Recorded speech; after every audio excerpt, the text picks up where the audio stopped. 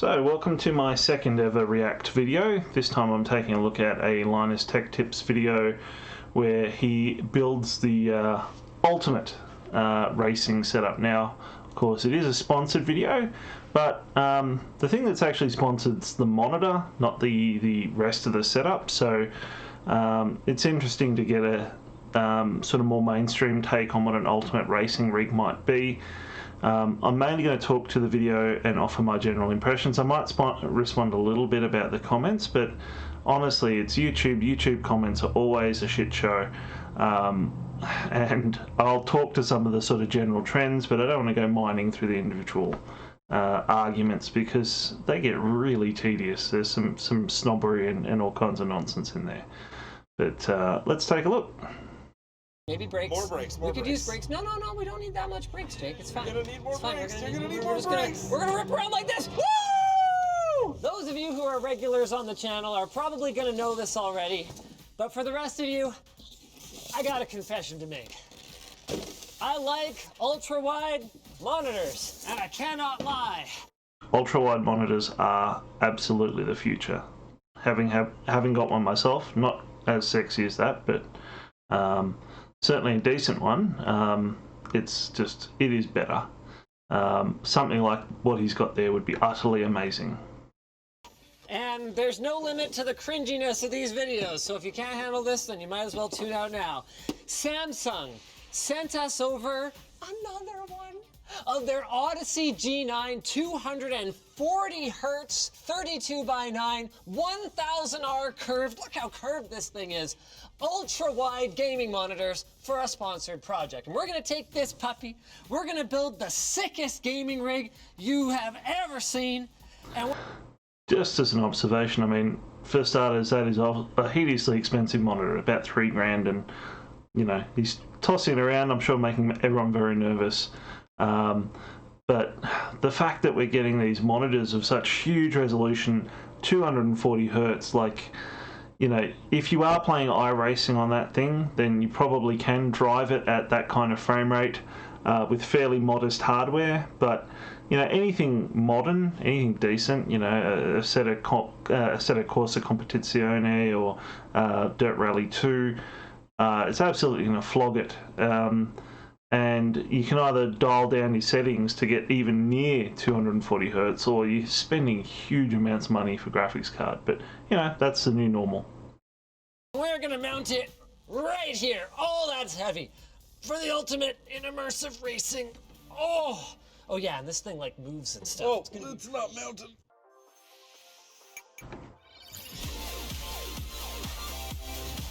Do you need to put the racing seat actually in the cockpit, get the monitor mounted, and then we put it together and try some games? That's a Thrustmaster TX or T300. I think it's a T300, just guessing from the PlayStation looking logo on the front. It's the same wheelbase I have. I have a different wheel, the actual rim part, but the actual base is the same. One of the things that comes up in the comments are people going, oh, if you're building a dream rig, you really should have gone much more hardcore with the gear. Look, yes, if we're talking sim racing dream rigs, this is not it. This is the next step up. You know, for most of my sim racing experience, I've been using Logitech, and for a lot of people, that's what sim racing is. It's driving a Logitech wheel. Thrustmaster is more expensive, it has more bits, it's more modular, and it is a noticeable improvement. I absolutely adore the T300 I've got. You know, it doesn't mean that if I had $5,000 I wouldn't upgrade to Fanatec or Simucube or something like that. But you know, it is a little bit of a bit of dissonance when the rest of the rig costs so much money, and the wheel itself is a consumer part. It's $700 Australian, which is more like it's about $300 more than the G29 or G920. The new fancy pants version that Logitech's brought out is going to be about $600, but honestly I can't see it staying at that price because it really is just a warmed over version of the G29. This is, you know, it's not an entry level wheel. There are lots of gear snobs in there who will be talking about Tell me about that. talking about other wheels being the real ones to go with, but it's a good wheel. Absolutely. It's a 2 degrees of freedom motion simulator. Now this, something like now we're you might have talking. seen at a trade show where you get to sit on it and it moves around and it's super cool. Motion And what's rigs special about this are one is definitely its part of the size. dream This rig. thing is freaking tiny. This is all you need, and it drops right into something like that, which is their GT Track cockpit setup. You plop the chair right on top, sit on it, plug the USB in and the power. Load A up their seat mover software, and it absolutely is works something that, seamlessly. That's what they you know, tell me. has changed the way people build Smaller sim than rigs. something you might have seen at You a know, trade show. motion rigs used to be fairly big hydraulic arms and stuff like that. But this little guy will mount straight into a racing stand and it doesn't give you full movement, but gives you quite a lot. It's not going to compare. See, this is what motion rigs used to look like. $50,000 on maybe something with. And still do, if you're going to spend a huge amount of money. It's definitely the entryway into this sort of thing. Fortunately for you guys, I already assembled the GT Track, so we don't have to watch that. And adding the motion platform to it is pretty easy. On the computer side of things, we basically went zero compromises, starting with the CPU. We've got a Ryzen 9 3900X 12 core. So whether we're talking highly detailed racing sims or at some point in the future, we'd really love to fire up the latest version of Microsoft Flight Sim on this machine, we're not expecting any kinds of stutters or any chugging, even when we're streaming in large amounts of data from our PC. Astonishingly, Flight Sim will not make much use of that CPU. At present, it only supports up to 4 cores, and so something like the Ryzen 9 series with, you know, a dozen, 16 if you're buying the current range, you're really relying on its quad-core performance, and Intel still has the edge there. If they drop in multi-core support, then it probably will change the game. In terms of sim racing, a lot of sim racing games are getting up there with multi-core support. I'm pretty sure ACC does. So it definitely is a good CPU. I mean, I'm looking at either a Ryzen 7 or Ryzen 9 for my next CPU. But it's kind of a weird situation where Intel is still going to outperform it in a number of games.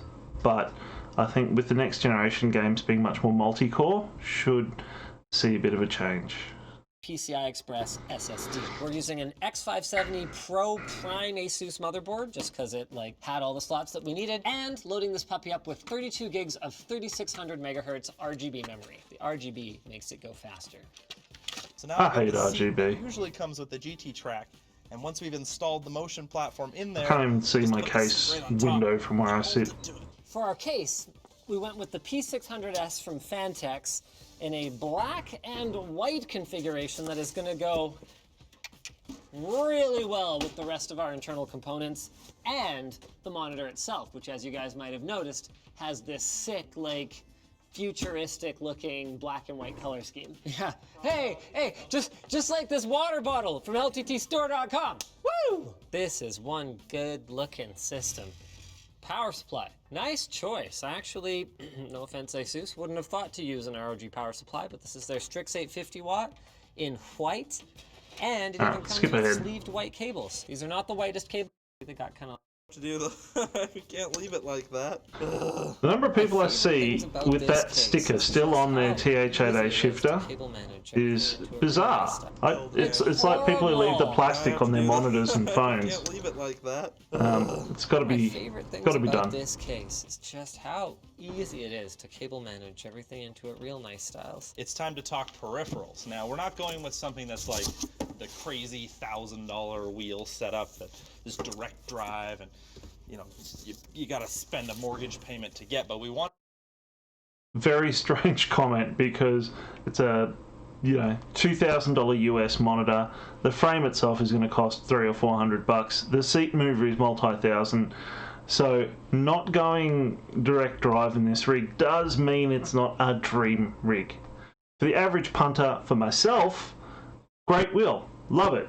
But when you look at the comments, the sim racing snobs have an absolute shit fit that they haven't gone with Fanatec, and the snobbery is just off the charts. for sim racers, the hardcore sim racers, if you have graduated from Logitech and you do not immediately spend $3,000 buying your way at Fanatec at a minimum, you're scum, you know. And it's absurd. It's craziness, utterly craziness. If you drive, you know, yes, the Fanatec stuff is better in the belt-driven world, but you are spending a lot more money, and every little bit of extra money you spend is going to eat away at the cost for the rest of the rig. And for about $1,500, I have load cell pedals, I have a shifter, and I have a wheel I'm really happy with. You know, by the time I get to $2,000, that will add a handbrake, that'll add the rally wheel, and if I was buying Fanatec, I would just have the pedals, the base, and a wheel at that point. Maybe the shifter, and that's fine. But it's, you know, not made of money. I wanted to go with something that was still very, very good. And we knew just who to call. So the guys over at Thrustmaster sent over their new TLCM pedal set. These are a lot like, you know, this the is average legit pedals you might see at your Best Buy, but rather than just being a potentiometer inside and having sort of a linear travel, these are load cell pedals, which means you get a lot more accurate feel. And look how freaking nice they are. That's all aluminum, baby. The rest of our Thrustmaster stuff includes their T8. This description's a bit crazy.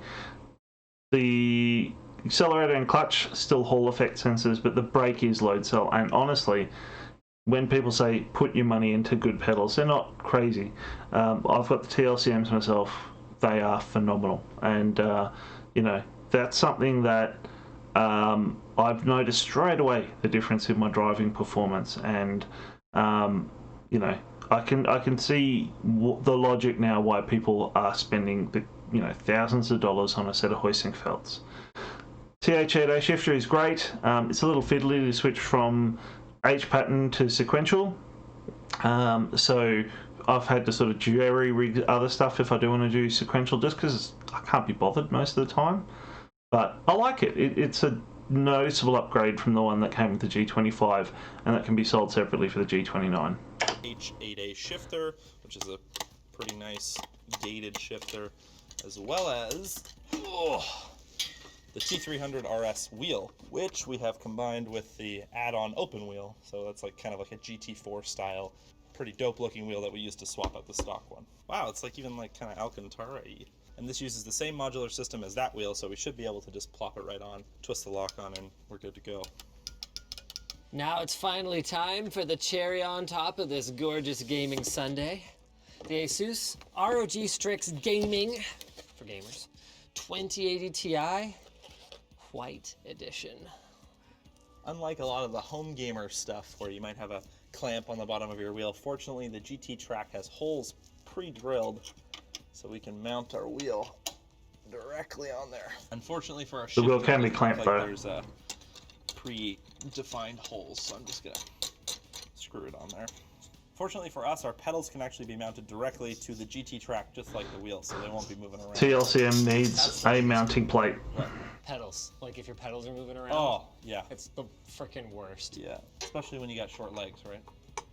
The T3 PAs that ship with the steering wheel are fine on carpet, but yeah, once you go to the heavier press on the TLCMs, you need something. Not even close. This isn't going to stay on here because we're going to mount it to the racing setup. But for me to just set up Windows and get games installed and stuff, this is a little bit easier. I get such a kick out of sitting in front of one of these and like hearing the way your voice echoes back at you. Like, oh, hi. That's a lot of monitor there. Built-in RGB is very, very RGB. All right. I could get on the back of the frickin' monitor. Why? Why bother?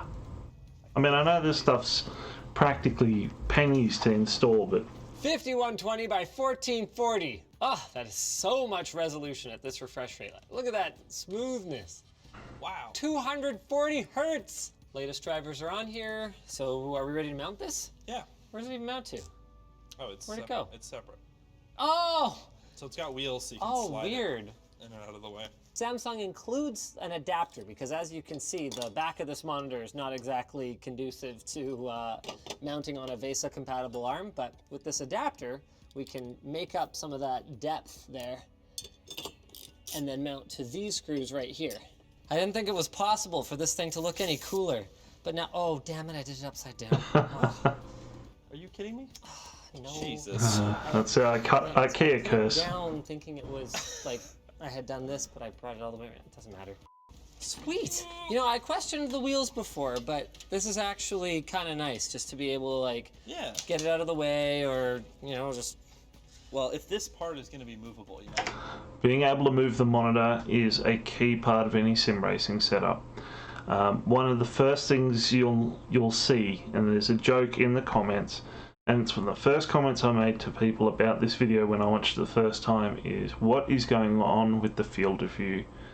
The golden rule, if you're setting up a monitor for sim racing, is that you have it set up so that what you see in your field of view mirrors what you would see out the windshield. And the whole purpose is because you're simulating driving a real car, you want to build up that same perceptual memory, that same neural pathway that helps you judge distance in real life. And so things should be, if you were driving a car and a car in front of you would take up, you know, 20%, 20 degrees in your field of view in real life, if you're following behind it at a certain distance, that's the distance it should take up when you're looking at it on the screen. Now, obviously, the screen's only two-dimensional, so you are going to lose a little bit of that effect, but at the end of the day, if you set up your field of view correctly, your brain compensates and it feels natural. It feels much more naturalistic.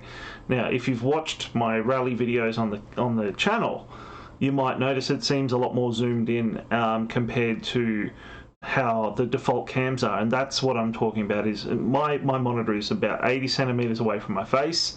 It's an ultra wide, and so for things to look about right, I have to have that set up. And it is confusing at first because most people like to drive so you can see the whole dash and the steering wheel and all that, but whilst that might give you better awareness of your surroundings, in terms of actually judging your braking distances, judging distance to the car in front of you, etc., not so good. Now, on the other hand, playing a flight game, it's not a problem because we're not I'm not going to be judging things down to the meter. I need to instead be able to see most of my instruments and all that sort of stuff. We'll have that, right? Yeah. All right. Show Cool. off that, I want to see the window though. I want to see the window while I'm driving. Oh, I see. Okay. Yeah. There you go. Oh my Jesus. Jeez. Whoops. Okay. Yeah, that's fine. Amateur hour over it's here. all good. It's all good. Oh. Wait, what?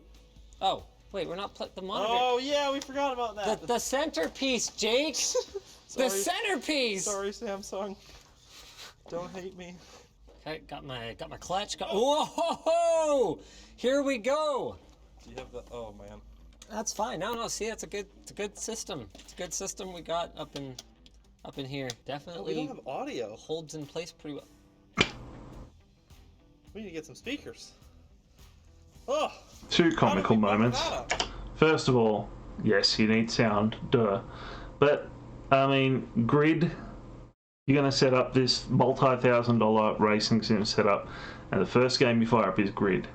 I mean, it doesn't even drive properly with the steering wheel. Even garbage like the Thrustmaster. So, what's funny is we will not see Grid footage during this clip. We? Oh, how did I bug that up? Once I actually get it up and running, yeah. See, this is a set of Corsa. Wrong gear. Wrong gear. Engine's gone. To the credit of Well, this this isn't a setup, set of Corsa, but they very quickly I'm switched finding to this it. a lot easier than I normally do. Like, it pulls me forward a little bit. Oh, and I can tell when I lose traction. Yeah. Like, visually, I couldn't tell. Oh shoot! Oh, and engine gone again. You're in third gear again. That field of view, by God. Hold on. I love going over bumps. Like, why do you want to see like your just the hands curb and on a the edge steering of the wheel road? virtually Great, when 'cause you have can a really, like, steering wheel directly in front of I'm you? going over a bump here, boys.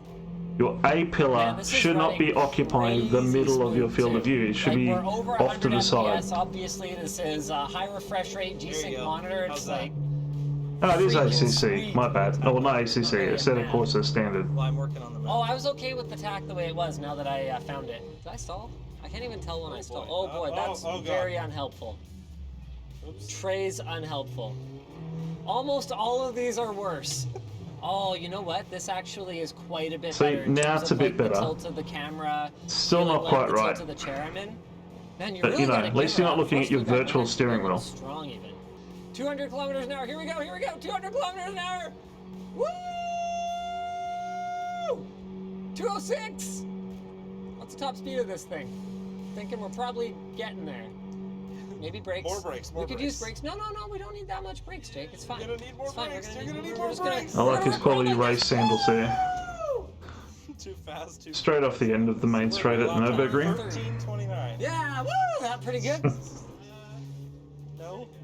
If there's no fit, I'll Honda take... Fit Rally? Yes! Beamer should I probably wanted be able to so do the bad. Nürburgring in under 10. This is how I would probably actually drive this road. It's a blind corner. Slow down, David. There's no cars. Crazy field of view again.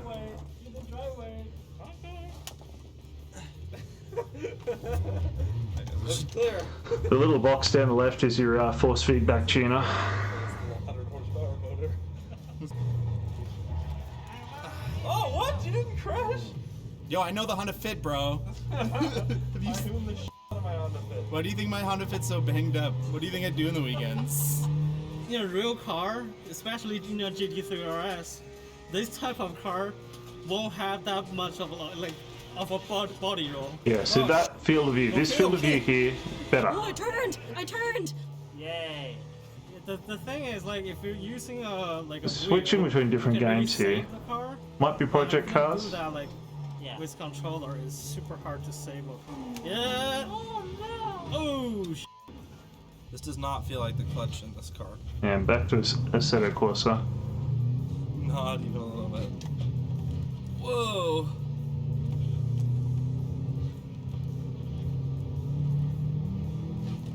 Oh, And the clutch isn't going to be realistic. Like, it's probably the least important pedal for simulating accurately. There are really nice fancy dual action clutch pedals you can buy out there, It's but literally the car I have sitting outside. you know, so I should be able to drive this. it's an Feels just as sketchy. on-off speed. type setup. Oh man. Oh, come on, baby. Big thank you to Samsung for sponsoring this video. We've been looking for an excuse to put together something like this for quite some time, and their Odyssey G9 is a freaking awesome fit for it with that ultra super extra wide aspect ratio, high refresh rate, high resolution. On these monitors in the past, you'd see a lot of aliasing or stair stepping on the graphics. Not freaking noticeable here at all at a comfortable viewing distance. So, hey guys, if you're looking for a setup like this or just a balls to the wall gaming setup and you love that immersive wide aspect ratio and tight curve, then check it out. We're gonna have it linked in the video description. Also want to shout out Next Level Racing and all the folks who provided Probably hardware mount that for our monitor rig a here. little This higher. is one screamer of a gaming setup. If you guys enjoyed this video, maybe check out the one where I tried kind of this concept, but in VR, and got super sick. We're gonna have... So there you go. It's a great monitor. I desperately want one, and I can say that the wheels one I enjoy very much too. The pedals really are a fantastic setup. So all in all, that's a good racing setup. Not quite the ultimate setup that the sim racing purists would advocate, and you don't need a monitor like that to play iRacing. It just doesn't look that good anyway.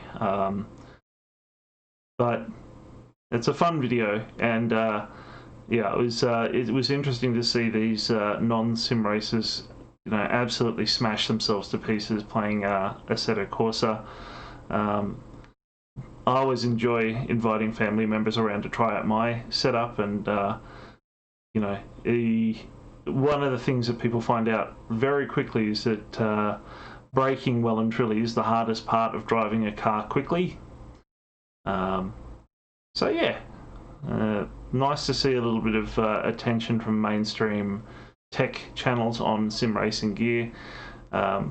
Certainly during coronavirus, sim racing's gotten a lot more attention than than it normally does through all the virtual events, which seem to have dried up now, sadly, and the shortages of gear, which that I don't miss. Definitely a lot easier to get stuff now. But yeah, fun little video. And yeah, nice to see what sort of monitor you can get when you have absolutely unlimited budget, and you know, when you can afford the 2080 Ti to pair it with. You know, that pairing right there, that $4,000. If you were to buy corresponding sim racing gear for that, you'd be looking at a direct drive wheel, you'd be looking at Heusinkfeld pedals, or, you know, compromising a little bit on those to get a 3 degrees of freedom motion rig. But, you know, it's like a $12,000–$15,000 setup overall. And that's going consumer with the steering wheel setup. And it looks like a lot of fun. Anyway, I hope that was interesting. Maybe it's not. Maybe this was a terrible idea, but you know, we don't experiment. We don't know what will be popular on the channel. Mysteriously, my terrible flight sim playing has got a bit of an audience, so who knows what else might be interesting. All right, thanks for watching.